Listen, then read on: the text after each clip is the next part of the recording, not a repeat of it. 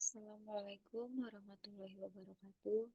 Perkenalkan, nama saya Aisyah Chandra Fitriani. Saya dari Prodi Manajemen dengan NIM 28922500101. Di sini saya ingin mempresentasikan tugas UTS dengan mata kuliah Manajemen Logistik.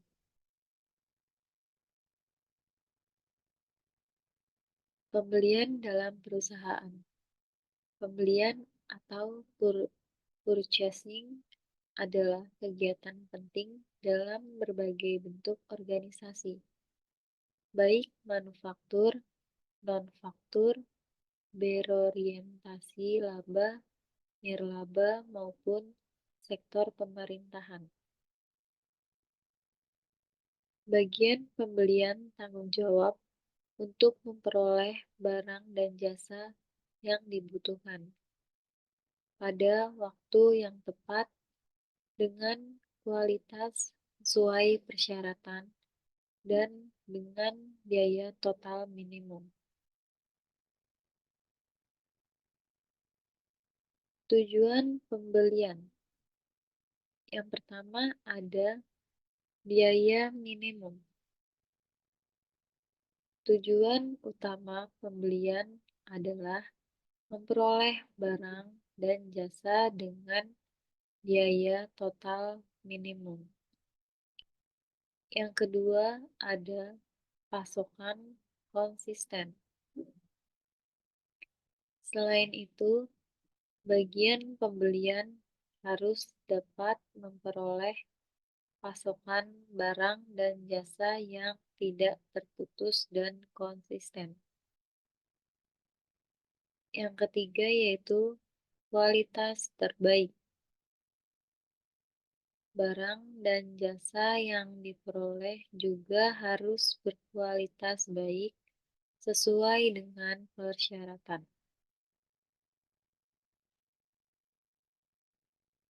Siklus pembelian. Pertama ada penetapan kebutuhan. Bagian pembelian menetapkan besarnya kebutuhan yang akan dibeli dari pemasok berdasarkan koordinasi dengan bagian produksi, persediaan, gudang, dan keuangan. Yang kedua ada pemilihan pemasok. Setelah penilaian, dipilih pemasok dengan kinerja dan prestasi terbaik melalui penunjukan langsung, tender terbatas atau tender terbuka. Yang ketiga ada penilaian pemasok. Bagian pembelian menilai kinerja pemasok potensial agar barang yang dibeli sesuai dengan kriteria mutu, jumlah, harga, dan pengiriman. Evaluasi dan pemilihan pemasok.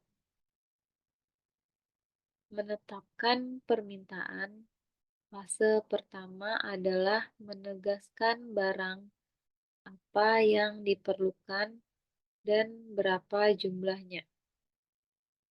Berdasarkan informasi dari fungsi lain seperti operasi, persediaan, gudang, dan keuangan. Identifikasi pemasok. Fase kedua adalah mengidentifikasi pemasok potensial berdasarkan informasi kebutuhan, lalu mengumumkan rencana pemasok atau mengundang pemasok yang sesuai. Seleksi pemasok. Fase ketiga adalah menyaring dan memilih pemasok terbaik dari daftar pemasok potensial yang mengajukan penawaran.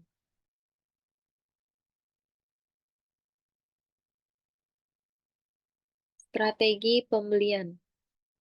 Strategi pembelian. Pembelian hanya untuk memenuhi kebutuhan saat itu. Sering disebut hand-to-mouth buying. Dapat menekan biaya penyimpanan.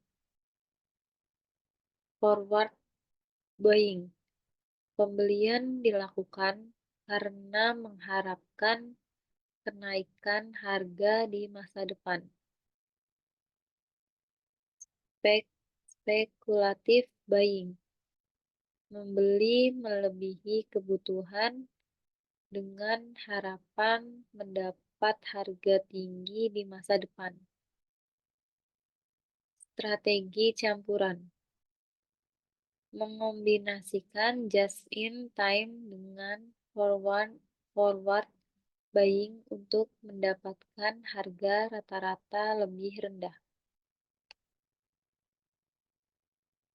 Peran bagian pembelian. Komunikasi. Bagian komunikasi pembelian harus memiliki kemampuan komunikasi yang baik karena bertindak sebagai perwakilan perusahaan dalam perhubungan dengan pemasok. Negosiasi. Keahlian negosiasi sangat penting agar dapat menetapkan kesepakatan yang menguntungkan bagi perusahaan. Manajemen pemasok.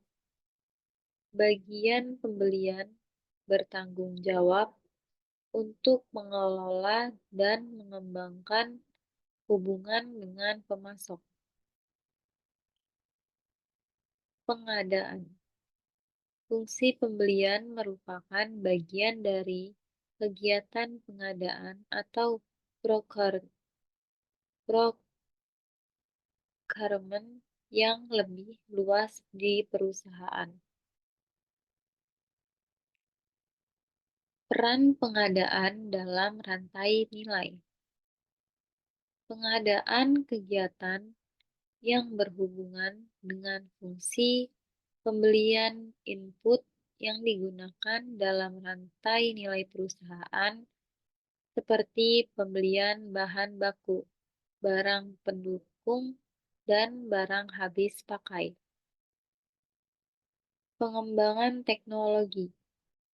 Perusahaan yang memiliki teknologi maju, baik dalam proses produksi maupun administrasi, umumnya lebih efisien dibandingkan perusahaan yang menggunakan teknologi usang. Manajemen SDM. Semua kegiatan utama dan pendukung memerlukan dukungan karyawan yang kompeten sesuai spesifikasi pekerjaannya.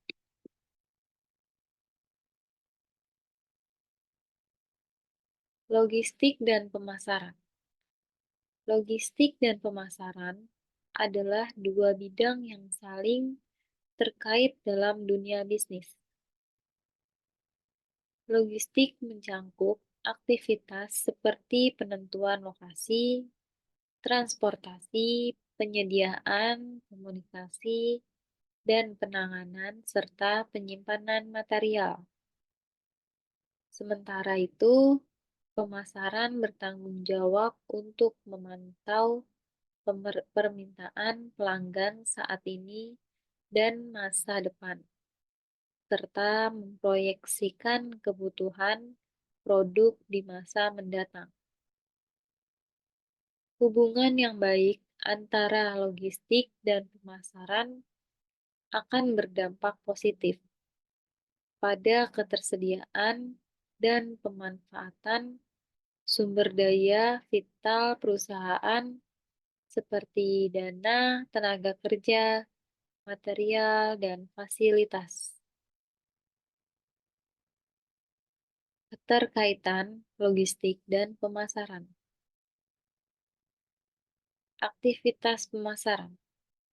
Kegiatan pemasaran merupakan salah satu fungsi utama perusahaan yang bertanggung jawab untuk mendekatkan produk atau jasa ke pelanggan. Kegiatan pemasaran mencangkup unsur-unsur bauran pemasaran seperti produk, harga, promosi, dan tempat. Aktivitas logistik.